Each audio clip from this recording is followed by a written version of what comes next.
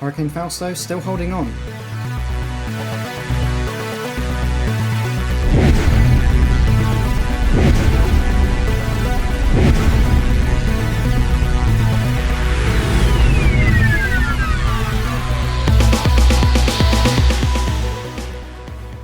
Latest on Hurricane Fausto, which is still just about clinging on to hurricane status. Category 1 right now with a position of 19.9 degrees north and 142.4 degrees west. We currently have this storm at 80 miles an hour with a pressure of 984 millibars. Latest at Hawai'i, 13 HST, that's 23 Z UTC. And the storm is moving west at 280 degrees at 14 miles per hour, that's 12 knots.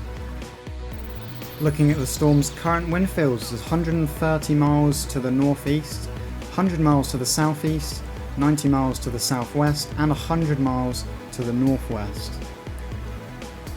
Moving on to the distances in miles, there's currently 826 miles from the storm to Hilo, 885 miles away from Hana, 1,000 miles away on the dot from Honolulu, and 1,010 miles away from Hau'ula. And if you look there, you can see Hawaii just to the left side of your screen there, the big island just about poking onto the screen. And that will get closer as Fausto starts moving towards that way, currently moving 14 miles an hour towards that direction. Currently, warnings and watches from the NHC, there's actually none. They haven't put any in place yet, or haven't done it at all. I'm not sure if they will be doing it soon, but they might have some watches in place for some northern parts of the islands or the entire part of the islands.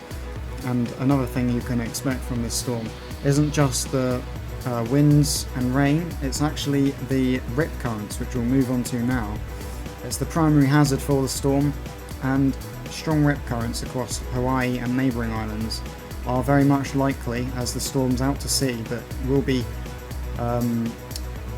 sort of brewing up them waters as it moves by. So any usage of fishing, coasts or marine should be kept to a low, as this storm will be causing the waters to be quite rough in some areas. The NHC's forecast cone depicts how they think the storm's going to go.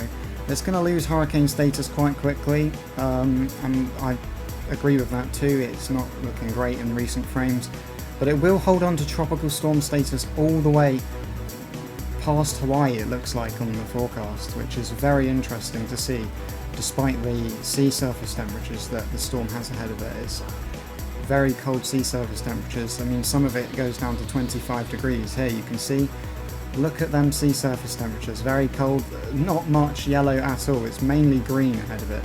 And where it will be moving just north of Hawaii there, that's 24 degrees. That will be very cold for the storm, and it will be dying off fairly quickly as it moves over there. Convection will be very hard for the storm in the next few hours or days, even because the storm's already over cold waters. It's not really over, it's only just about over perfect conditions, so it's not doing so great there.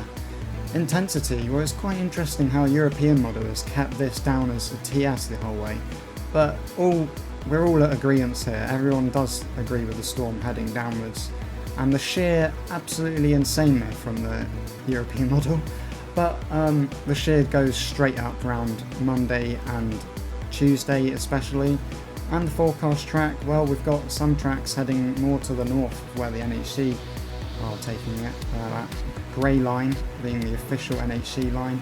Precipitation, luckily, all to the north of the storm by the looks of it on the forecast, so that won't be affecting anyone really unless you're out to sea.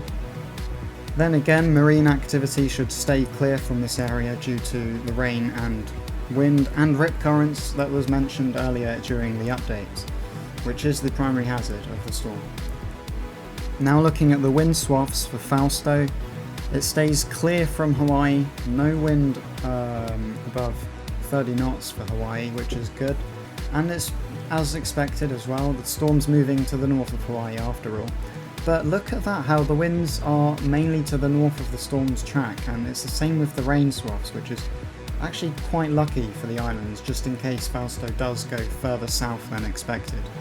The ocean heat content, on the other hand, looks awful for the storm. You can see it is barely in any good conditions for the rest of its life at all. The conditions are awful for the sea surface temperatures and ocean heat content.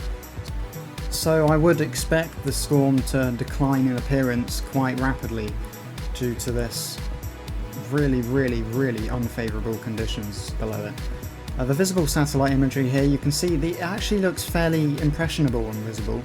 It does have an eye, of course, and it's not looking as bad as it does on infrared imagery. I really do think it looks quite well on that, and that's the reason why we're keeping it at 80. I would have given it 75 miles per hour otherwise, because it really does not look good on infrared. This is water vapour here. You can see how much it looks deteriorated, and look at all that dryness ahead of it. It's just straight nothing. There's barely any cloud ahead of it. It's really, and it's entering a zone that's just empty, and it's not going to do a good job of filling that either, because it doesn't have a good chance of convection to form once it moves over these sea surface temperatures. More infrared imagery there showing basically the same thing. You can see just how much it looks right now deteriorated completely from how it's looked in previous days. So that's good news for Hawaii, but as mentioned in the previous part of the video, there is still a hazard with the rip currents for Hawaii, which people do need to keep in mind if you're over there, especially if you're planning to use if you're using the coast in any way or the sea in any way. Keep that in mind. NHD enhanced, basically the same. It just shows just how much the storm has lost its appearance. It's not looking very photogenic right now. The aviation imagery, it looks like a really its eyes clouded over completely. It looks like it. It's got a very warm eye from what we can see there, and it's just not looking great. It will lose its eye in the next few hours. I'm expecting it. It will be down to tropical storm status by tomorrow morning, most likely.